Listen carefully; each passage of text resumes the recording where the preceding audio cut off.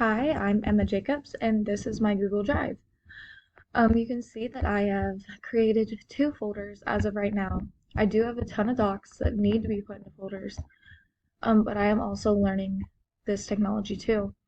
So I created one for EDCI, and as of right now, I have a few documents in it for that class. I have Challenge 4 Google Docs, Probe 1.2, 1.3, and I have my presentation for a lesson plan. And this also goes with my theme. My theme is history, more like American colonization or the early America, um, and within that is a lesson plan. So when I do want to create a new document, folder, etc., I'll go over here to New. You can create a new folder, upload folders or files. You can create new Google Docs, Google Sheets, Google Slides, Google Forms, and more.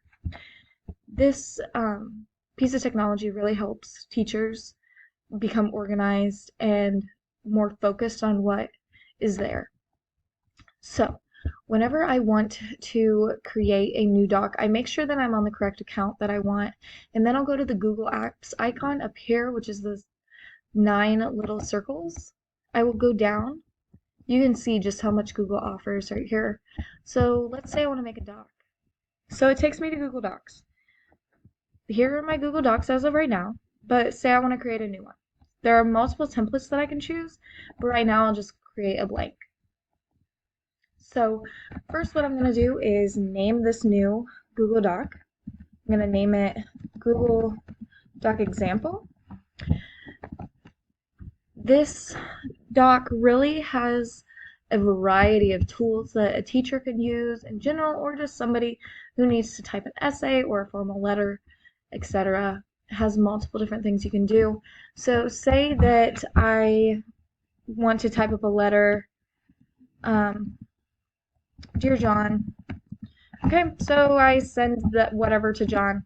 Now I need to share it to John, or share it to somebody to collab with to make sure that it's okay. So what I'll do is I'll go up here, click on share, and I will either type in their email to share it with them, or I can also change this, which is get a link. You can change it to anyone with a link can view, or that they can edit, that type of thing. So then I can share with that type of person, and they will get that through an email, and they can access the document too. You can make it viewable. You can make it so that they can edit it, or you can make it so that they can comment.